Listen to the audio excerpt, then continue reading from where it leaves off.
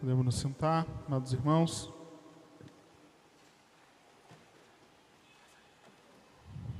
No ano de 1830, na França, em Paris, na rua do Bac, Nossa Senhora apareceu a uma religiosa, Catarina Labouré, e mandou que ela mandasse cunhar uma medalha. Uma medalha que trazia, de um lado, a sua imagem com os braços abertos, despejando graças sobre o mundo, com uma inscrição que dizia: ó Maria concebida sem pecado, rogai por nós que recorremos a vós. E do outro lado, um símbolo, um M, que está unido a uma cruz, mostrando assim a união perfeita entre a Virgem Maria e a salvação que Cristo nos traz. 2 anos depois, acontece em Paris uma peste, uma epidemia de cólera. Nesse mesmo período, a medalha finalmente era cunhada, era feita. E as filhas da caridade, as religiosas, filhas de São Vicente de Paulo, aquelas da mesma congregação da Santa Catarina, começam a distribuir pela cidade aquela medalha que a Virgem Maria tinha mandado fazer. E acontece que muitos daqueles que estavam com a medalha não ficam doentes, outros que estavam doentes ficam curados, e muitos que não acreditavam passam a crer. E foi daí que o povo, as pessoas, passaram a chamar essa medalha de medalha milagrosa. Tantos eram os milagres que Deus operava por meio dessa medalha. E até hoje nós chamamos assim, a medalha milagrosa. A senhora que mandou fazer essa medalha é a Mãe de Deus. A senhora que mandou fazer essa medalha é a mesma que conseguiu que o seu filho adiantasse a sua hora, que seu filho como que burlasse, entre aspas, todo o plano da providência, para que um milagre fosse feito a fim de salvar aquela festa de casamento. Essa Mãe de Deus é aquela por quem veio ao mundo Cristo, por quem Cristo fez o seu primeiro milagre, a quem Cristo ofereceu como mãe na cruz. E é por isso que São Luís de Montfort, um outro santo francês, recorrendo e compilando uma tradição que é mais antiga do que ele, espalhou como pôde, sozinho e depois com as congregações religiosas que ele fundou, a devoção, a consagração total a Cristo por Maria.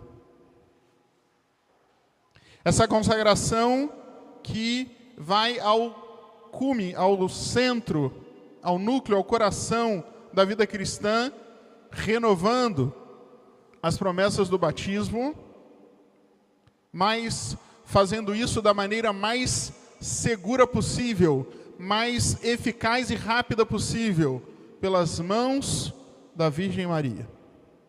Uma consagração que é, claro, uma consagração a Cristo, mas que é também, secundariamente, uma consagração à Virgem Maria. Uma consagração que é verdadeiramente total. Antes de tudo, é importante nós recorrermos àquilo que significa a própria palavra consagração. Consagrar algo ou alguém significa separá-lo daquilo que é profano. Na igreja, na liturgia, nós temos muitas coisas que são consagradas, coisas e pessoas. As religiosas e os religiosos são consagrados, os sacerdotes, os bispos, os diáconos são consagrados. Nós temos, por exemplo, objetos consagrados. No altar nós temos o cálice. O cálice é consagrado. Ele só pode ser usado para a Eucaristia. Eu não posso pegar o cálice, levar para a casa paroquial e beber refrigerante no cálice. Por quê? Porque senão eu estou profanando uma coisa sagrada. Isso só pode ser usado para o culto de Deus. Quando nós fazemos a consagração, nós nos colocamos como alguém que está separado daquilo que é profano. Claro e evidente, numa dimensão menor do que a consagração religiosa, que se dá pelos votos, numa dimensão menor do que a consagração sacerdotal, que se dá pelo sacramento da ordem, mas numa consagração que é verdadeira, real, que tem peso. O pecado de uma pessoa comum, digamos assim, só batizada e crismada, tem um peso. O pecado de uma pessoa batizada, crismada e consagrada tem outro peso. Assim como as virtudes, os méritos, têm outro peso. Porque a consagração não é teatro. A consagração não são palavras vazias que jogamos ao vento. A consagração é um compromisso assumido depois de um tempo de preparação, com plena consciência daquilo que está sendo feito. E é por isso que se exige que essa consagração seja verdadeiramente total. Nós não consagramos algo da nossa vida, nós nos consagramos inteiramente. Nos consagramos de corpo. O corpo da pessoa consagrada é um corpo que não pode ser utilizado para nada de profano, em que os pecados corporais, os pecados da carne, não devem ter espaço, não devem ter lugar. Um corpo que traz para si aquilo que foi vivenciado, que deve imitar aquilo que experimentou a Virgem Maria ao consagrar inteiramente o seu corpo na pureza a Deus nosso Senhor. Então, todas as vezes que tivermos tentações, devemos nos lembrar: meu corpo não é meu, meu corpo é de Maria, meu corpo é de Cristo. Se não é meu, eu não tenho direito de usar como eu quero, porque não é meu. Se eu uso como eu quero, contra a vontade de Cristo e de Maria, eu estou furtando, profanando algo que é dela, algo que é consagrado. Da mesma forma, minha alma, a alma de quem se consagra pertence a Cristo e a Maria. E esse pertencimento significa caminhar nos passos da humildade, que é talvez a virtude mais brilhante em Nossa Senhora. Humildade de uma alma submetida completamente a Deus, que consagra todos os seus pensamentos e todas as suas vontades a Deus. E nós não temos direito de guardar para si nem pensamentos e nem vontades. Tudo foi entregue a Cristo e a Maria. E essa entrega não está limitada somente àquilo que nós somos, nosso corpo e a nossa alma, está estendida também a tudo aquilo que nós temos. De forma especial, aquilo que nós temos de mais valioso, que são os bens espirituais, os méritos das nossas ações. O consagrado não tem direito a nada. O consagrado não tem direito nem sequer aos frutos das suas virtudes, aos frutos das suas boas obras. Pertence tudo a Maria. E talvez esse seja, para aqueles que levam a sério a preparação, o maior de todos os desafios na hora de se decidir consagrar a Virgem Maria. Porque nós sim, pela fé, nós temos direito de usar dos nossos bens espirituais. Mas na consagração, nós renunciamos a esse direito. É ela que vai governar tudo. Claro e evidente, nós podemos sim rezar por intenções,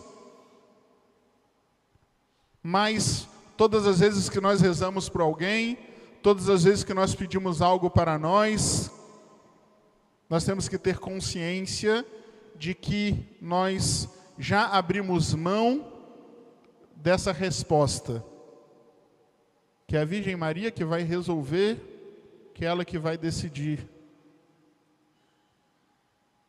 Claro, nós fazemos isso porque nós confiamos que ela saberá dispor muito melhor do que nós de tudo aquilo que nós temos.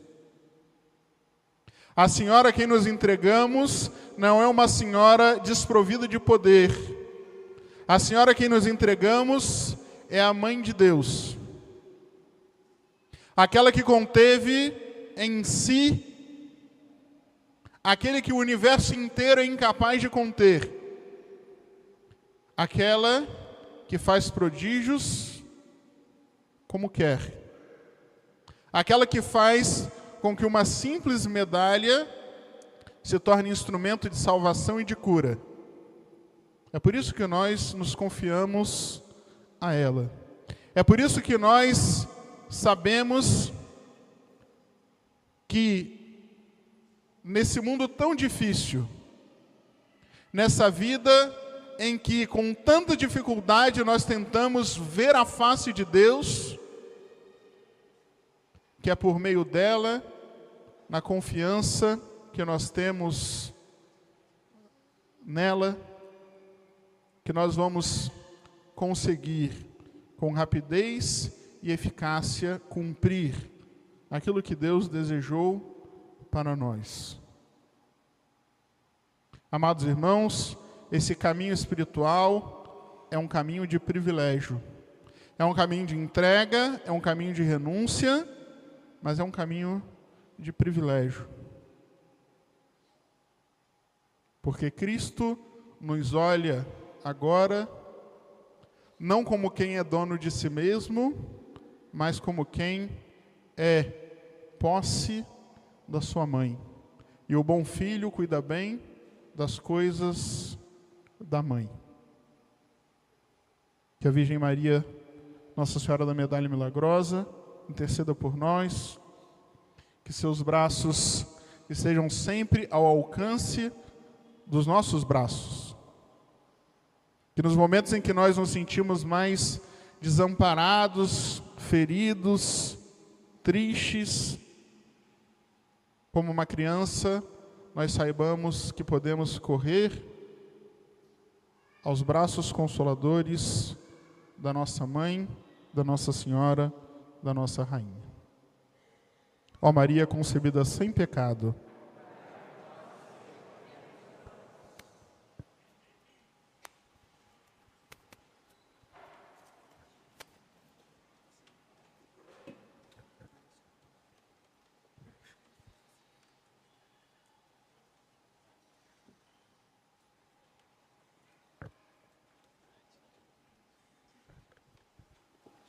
Dominus vobiscum. Oremos. Dixit Iesus discipulo ecce mater tua, et exila ora cepiteam discipulis in sua.